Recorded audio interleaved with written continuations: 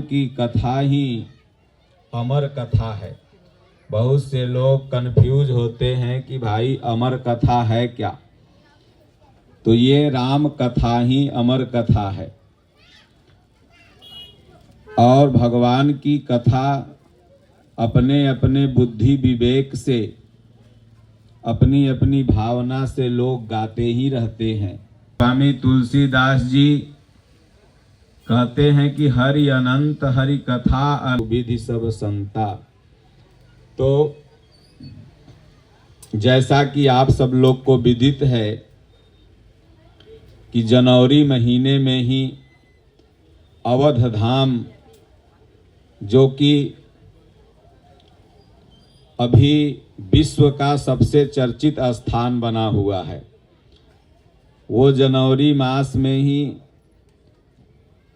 बन करके आम भक्तों के लिए उनकी भावना के हिसाब से समर्पित किया गया।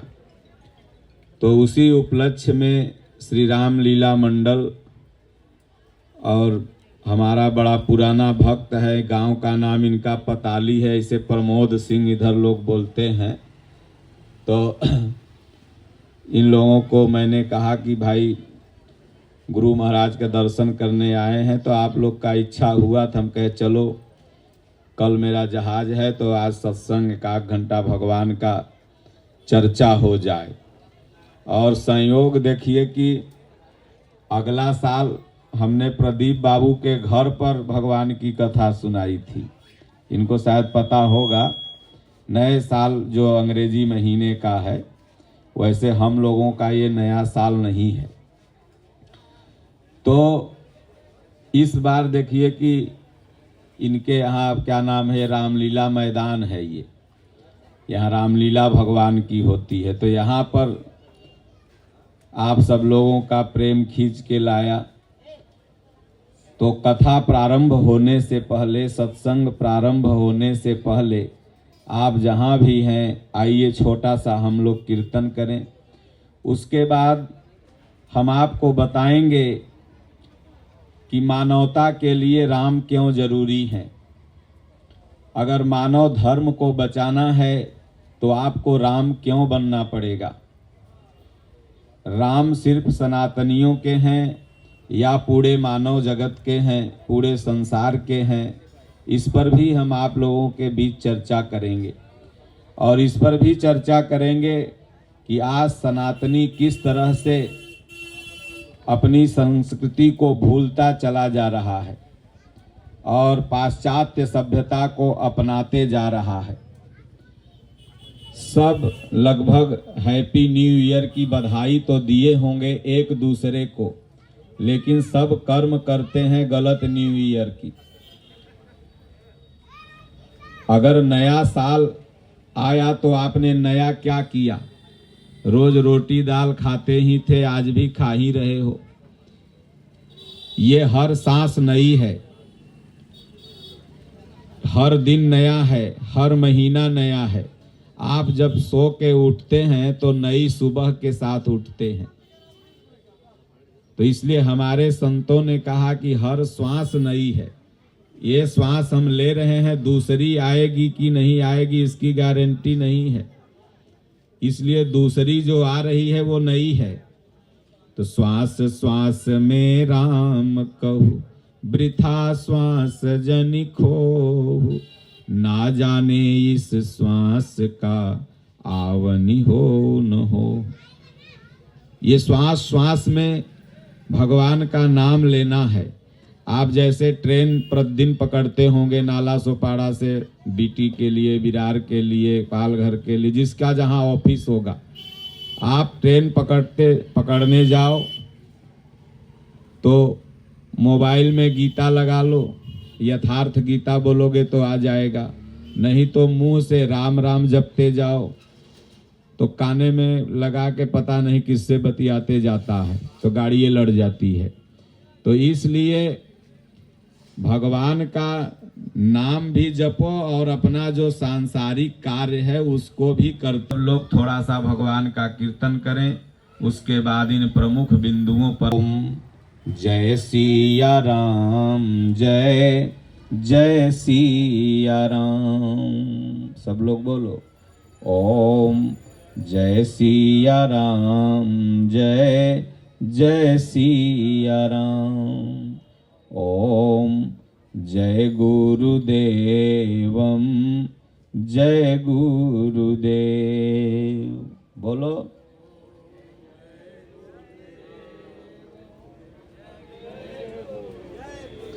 ओम जय सिया राम, जय जय सिया राम।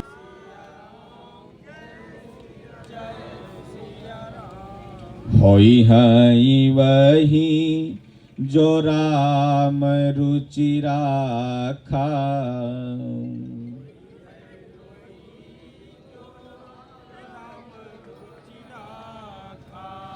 को करि तरक बढ़ावहु साखा। राम जय जय राम।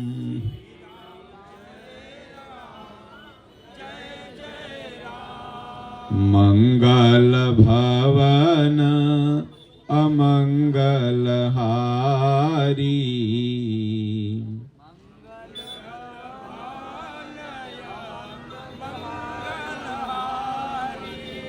उमा सहित जेहि जपत पुरारी।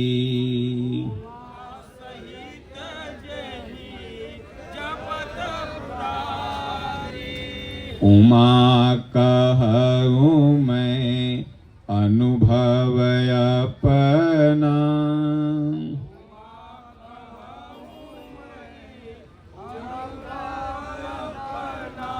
सतहरि भजन जगत सब सपना।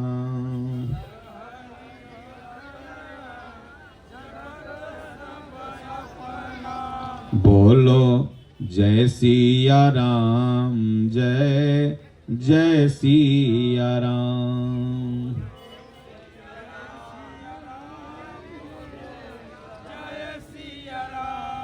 विश्वनाथ मम नाथ पुरारी,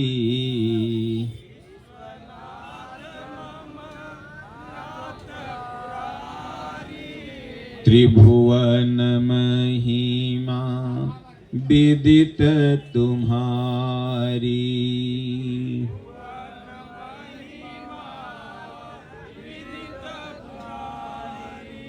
शिव सेवा कर फल सुत सोई,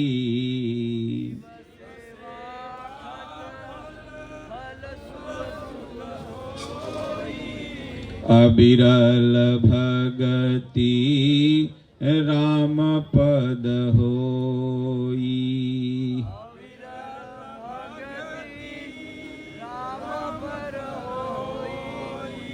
श्री राम जय राम, जय जय राम।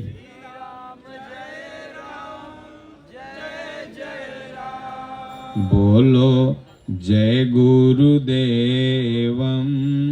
जय गुरुदेव।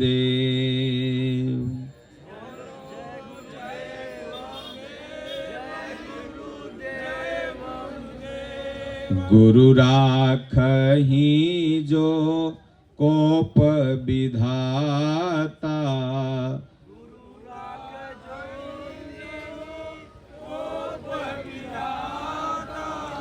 गुरु विरोध नहीं को जग त्राता।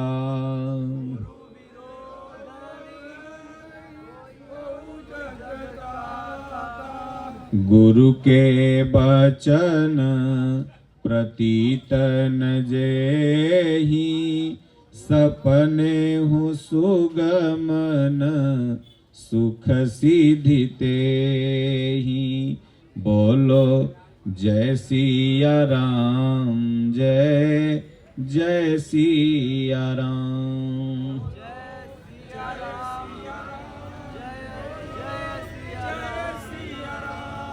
अब प्रभु कृपा करहु यही भांति,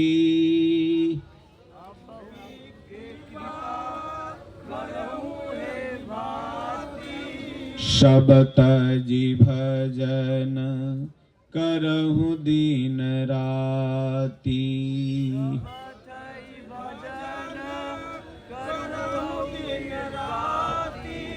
दीन दयाल बिरद संभारी,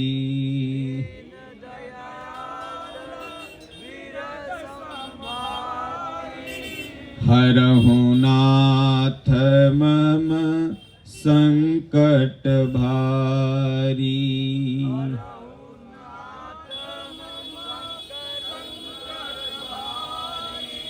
जहि विधि होहि नाथ हित मोरा,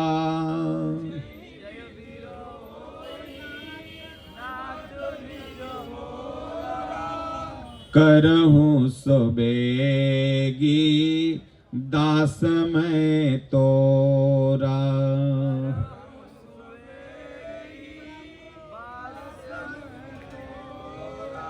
बोलिए श्री सद्गुरुदेव भगवान की जय, राजा रामचंद्र भगवान की जय। सज्जनों, पहले प्रश्न की तरफ हम चलेंगे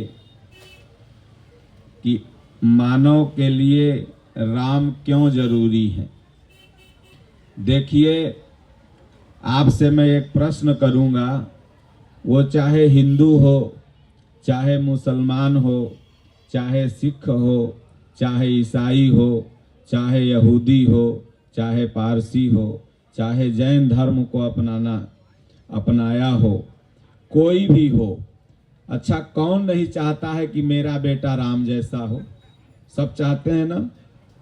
हर धर्म के लोग ये चाहते हैं कि मेरा पुत्र आज्ञाकारी हो। कोई चाहता है कि मेरा बेटा रावण जैसा बन जाए, गलत बन जाए, कोई भी धर्म के लोग। तो इसलिए सबको राम जरूरी है। राम क्यों जरूरी है? 2 पौआ दारू पी के और डीजे पर राम राज के गाना बजा के राम राज न अतै। नहीं समझे? राम राज कब आएगा? जब राम के सिद्धांत पर चलोगे। तो राम का सिद्धांत क्या है? और हर संप्रदाय के लोग क्यों चाहते हैं कि मेरा बेटा राम जैसा बने? इसलिए चाहते हैं कि भगवान राम का पहला सिद्धांत है कि मातु पिता गुरु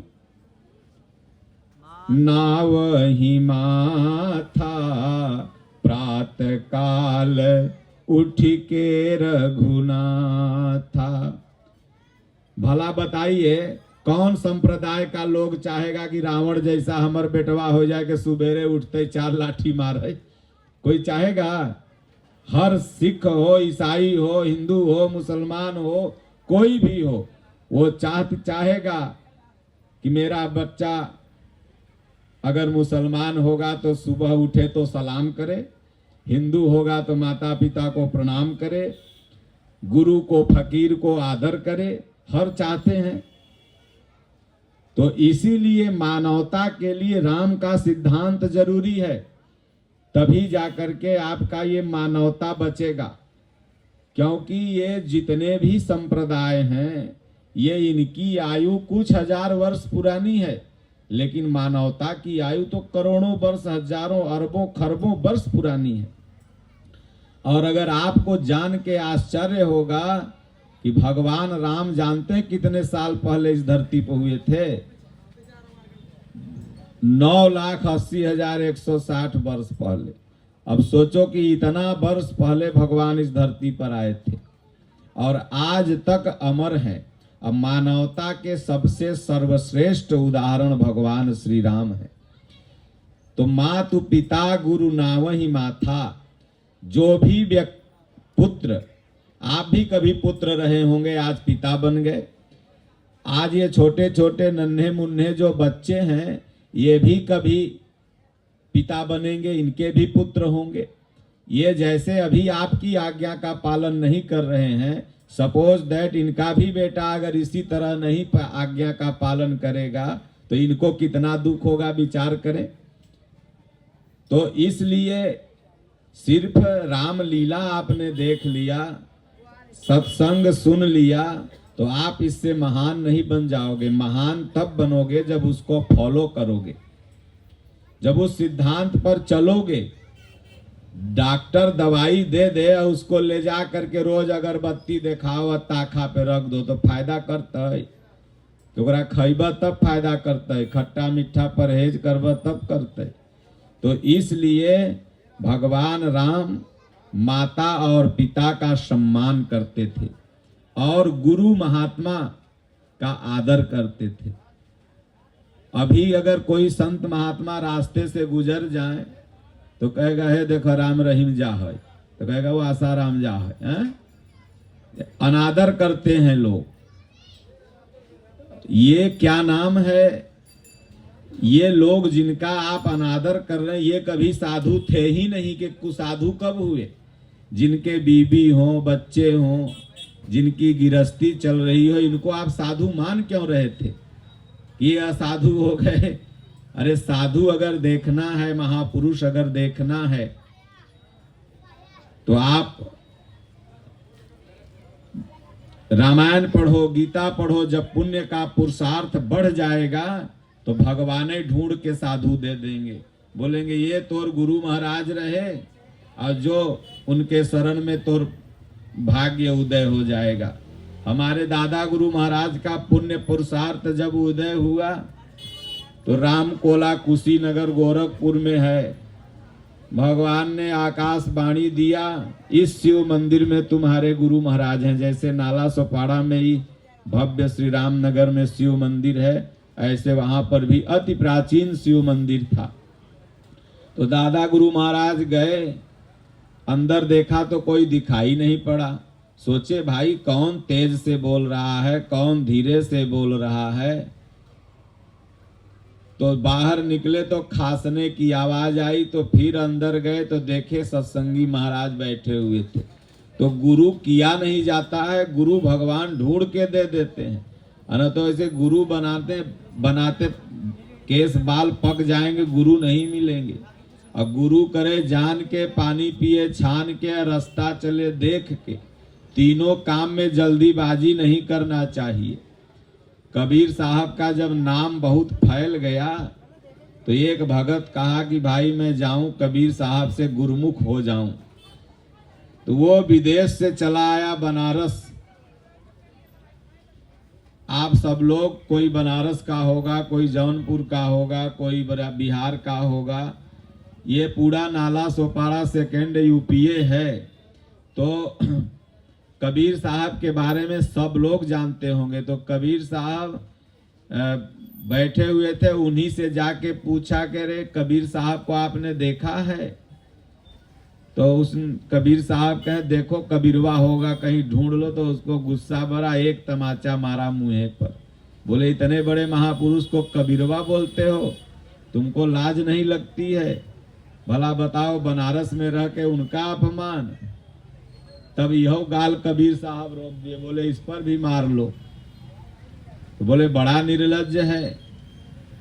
तो आगे गया तो किसी से पूछा कि कबीर साहब को पता बताइए। तो बोले वो जिससे बात कर रहा था ना वह कबीर साहब है। अब दौड़ के आया, चरण पर लिपट गया, बोले महाराज माफी दें, बड़ी गलती हो गई हमसे। आपको आए थे गुरु बनाने और आप को ही मार बैठा।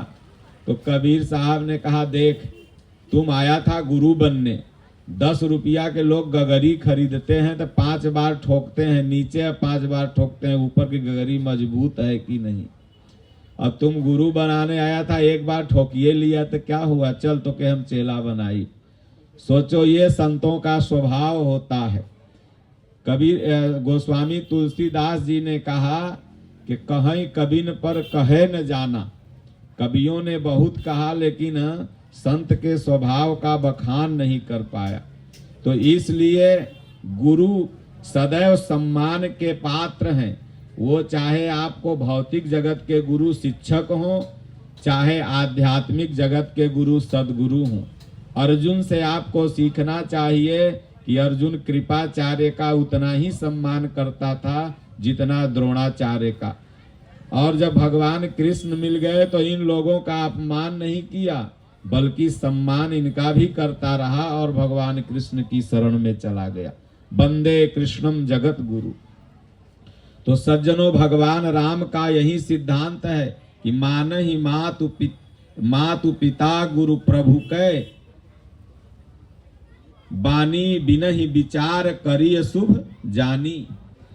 माता पिता अगर बाइक चलाते जा रहे हो, मना कर दे कि बेटवा धीरे धीरे जाइए, तो धीरे हो जाओ। हो सकता है कि तुम्हारा आगे यही तो कितना कहेगा, तुम क्या जानेगी, हमार पल्सर में 100 के स्पीड दिया है तो 80 से हम चलेंगे। वो दिया है काहेला, तब अब 100 में चलबा तो का बन जाए जाना ल 100 माने डेड बॉडी होता है, और क्या 100 में चलो 100 बन जाओ।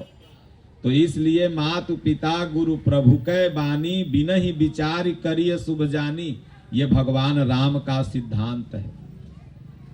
तो इसलिए भगवान राम जैसा कौन व्यक्ति होगा जो अपना बाल बच्चा नहीं चाहता होगा।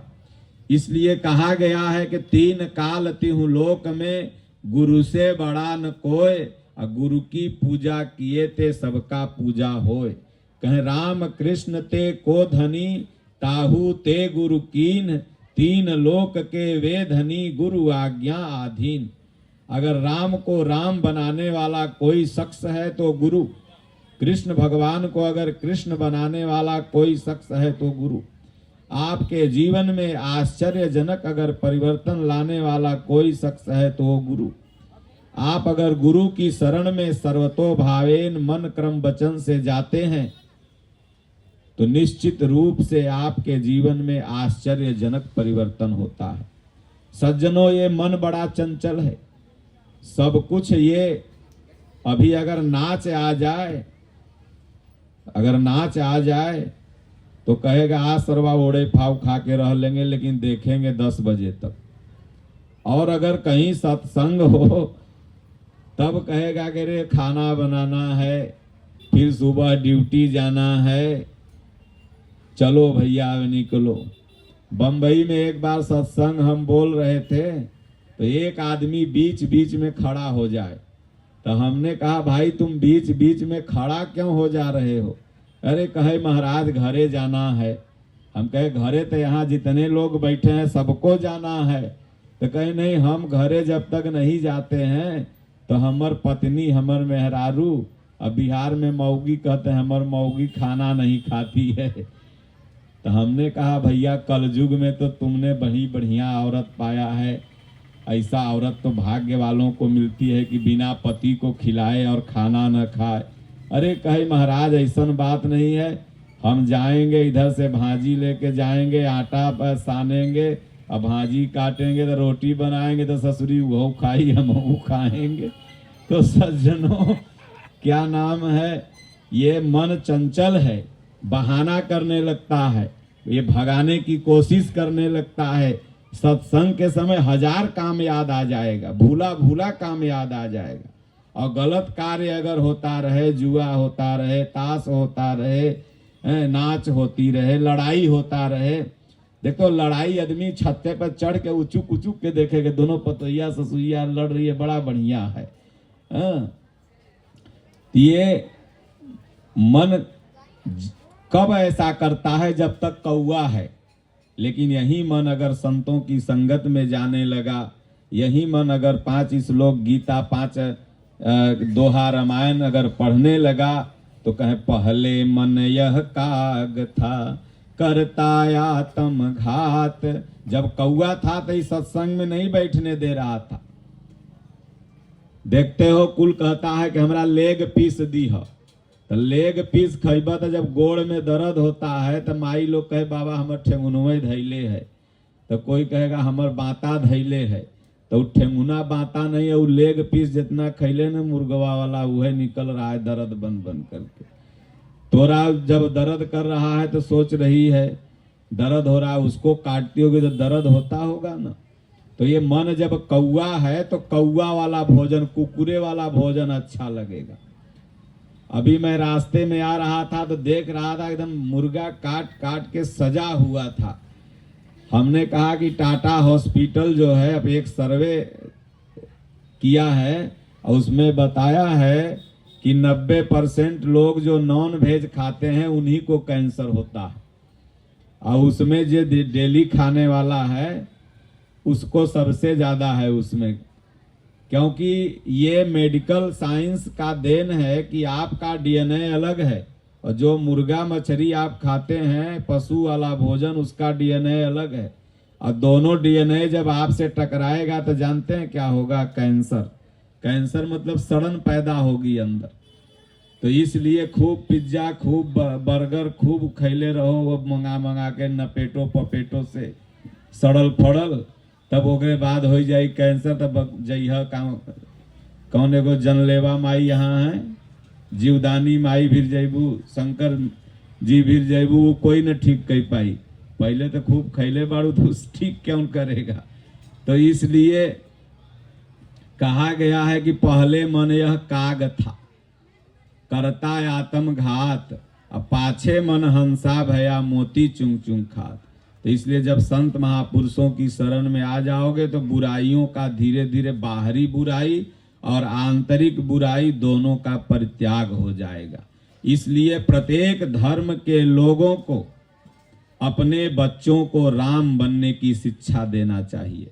रामचरितमानस, रामायण, गीता इत्यादि ग्रंथों से परिचित कराना चाहिए, क्योंकि वो मात्र पितृ और गुरु फकीर के पूजक बन सकें, ताकि अपने समाज का, अपने संप्रदाय का भली भांति वो उद्धार कर सकें। उस क्योंकि मानव बनना बड़ा कठिन है। दूसरा, भगवान राम कैसे बने थे? उनके जीवन में संघर्ष बहुत था। भगवान राम के जीवन में संघर्ष बहुत था, और जो भी व्यक्ति आज महान